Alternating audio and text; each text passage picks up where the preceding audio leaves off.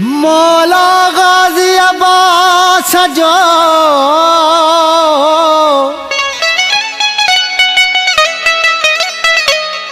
जिह हयो दरते अलम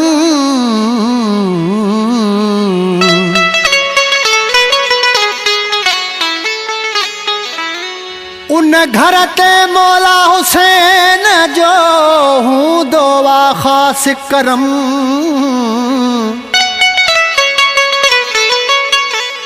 मिट जीवी दोवा हर गम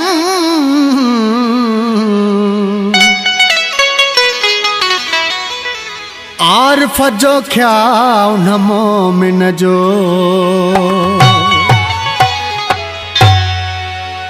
अब्बास बा वफा सां जेको वफा करे थो अब्बास बा वफा सां जेको वफा करे थो उन ते सखी हमेशा उन ते सखी हमेशा पंहिंजी सखा करे थो अब्बास बा वफा सां जेको वफा करे थो अब्बास बा वफा सां जेको वफा करे थो।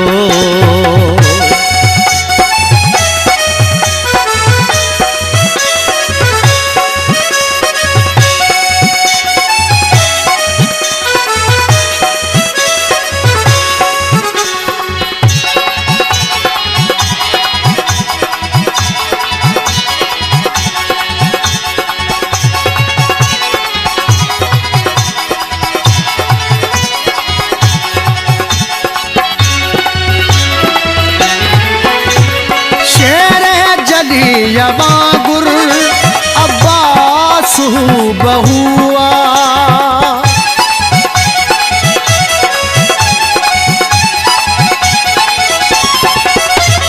शेर जड़ी यवागुर अब्बास बहुआ अब्बास में अली जो एहसास बहुआ अब्बास जे अलम ते जिह भी दुआ घुरिया अब्बास जे अलम ते जिह भी दुआ घुरिया गाजी सदा उन्हीअ खे गाजी सदा उन्हीअ खे हर शइ अता करे थो अब्बास बा वफा सां जेको वफा करे थो अब्बास बा वफा सां जेको वफा करे थो।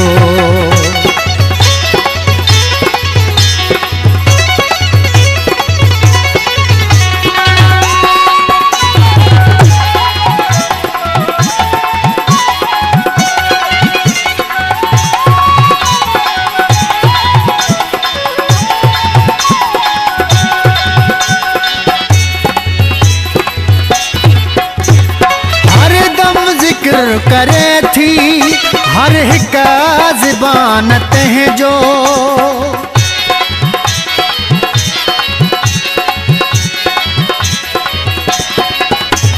हर दम ज़िक्र करे थी हर हिक ज़बान तंहिंजो नौकर गुलाम खादम सारो जहान तंहिंजो सारो जहान तंहिंजो परचम निशान तंहिंजो घर घर गली गलिया परचम निशान तंहिंजो घर घर गली गलिया संसार कुल ज़मानो संसार कुल ज़मानो तंहिंजी सना करे थो अब्बास बा वफा सां जेको वफा करे थो अब्बास बा वफा सां जेको वफा करे थो।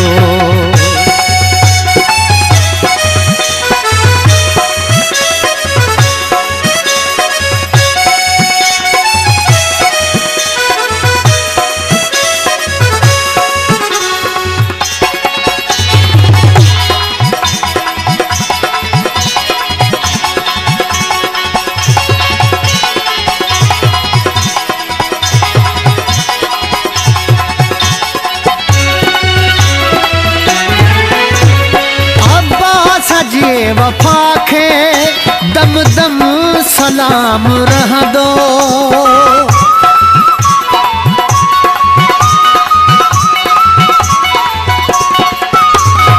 अब्बास जी वफ़ा खे दम दम सलाम रहंदो। सोलगी ज़मा हमेशा तंहिंजो ग़ुलाम रहंदो। उनजो करम मां सिर ते, उनजो अलम मां घर ते, उनजो करम मां सिर ते, उनजो अलम मां घर ते।